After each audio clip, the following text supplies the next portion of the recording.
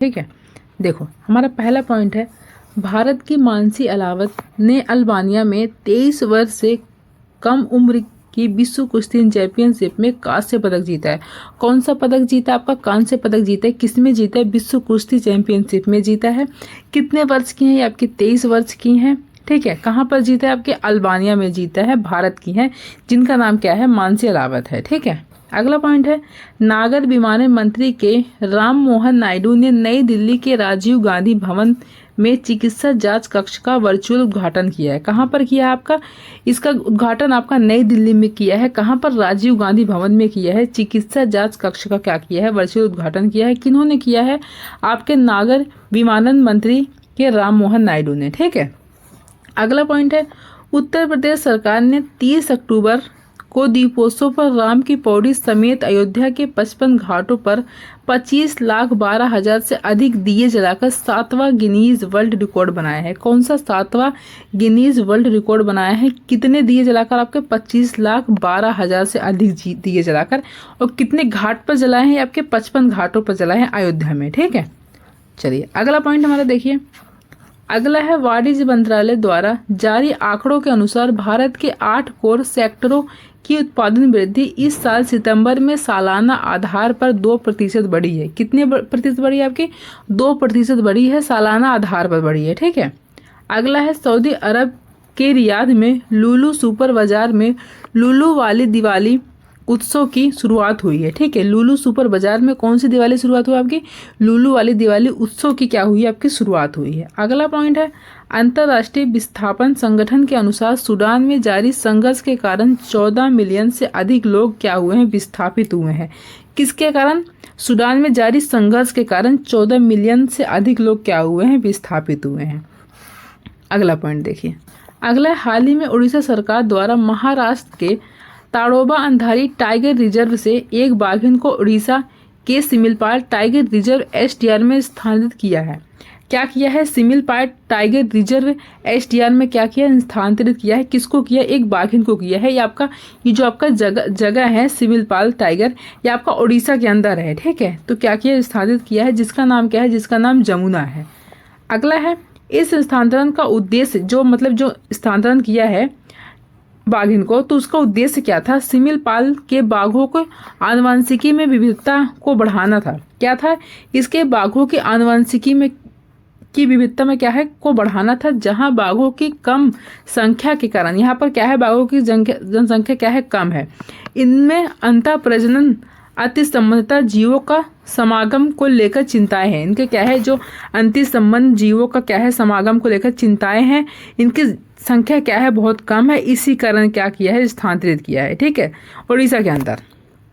चलिए अब हम आते हैं क्वेश्चन की तरफ। हमारा पहला क्वेश्चन है, हाल ही में ब्राजील ब्रिक्स देश बन गया है। जो ब्राजील है वो कौन सा देश बन गया? आपका ब्रिक्स देश बन गया है, जिसने चीन के belt and road initiative BRI में नहीं शामिल होने का क्या लिया है? निर्णय लिया है।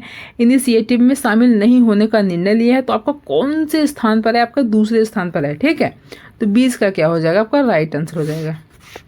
अगला क्वेश्चन, अगला, हाल ही में किस राज्य सरकार द्वारा पराली जलाने पर अंकुश लगाने के लिए राज्य विशिष्ट योजना लागू की है? ठीक है, कौन सी राज्य सरकार है जिन्होंने क्या करा है? पराली जलाने के लिए क्या है? मना कर रही है। तो इस पे क्या लगाया? अंकुश लगाया है। तो कौन सी राज्य सरकार है आपकी जिसने करा है? तो वो आपकी हरियाणा है। ठीक है, हरियाणा सरकार है। तो सी का क्या हो जाएगा? आपका राइट आंसर हो जाएगा।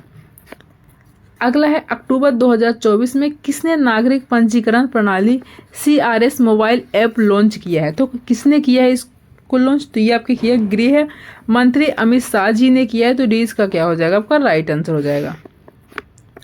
अगला है, हाल ही में किस शहर में सभी प्रकार के पटाखों के निर्माण, भंडारण, बिक्री और फोड़ने पर क्या लगा दिया है? प्रतिबंध लगा दिया गया है। तो किस शहर में लगाया गया है? ये आपका क्या लगाया है? जो जितने भी प्रकार के आपके पटाखे रहेंगे उनके निर्माण, मतलब हम उनको बेच नहीं सकते, उनको बना नहीं सकते, और बिक्री में और फोड़ने पर भी सब चीज़ पे क्या लगा दिया है? प्रतिबंध लगा दिया है। तो किस शहर में लगाया? तो आपका दिल्ली में लगा है। ठीक है, लेकिन फिर भी दिल्ली में बहुत लोगों ने पटाखे आपके फोड़े हैं, बहुत पटाखे क्या है? फूटे हैं, मैंने फूटते हुए देखे हैं। ठीक है, तो दिल्ली में आपका प्रतिबंध लगाया है। तो ए इसका क्या हो जाएगा? आपका राइट आंसर हो जाएगा।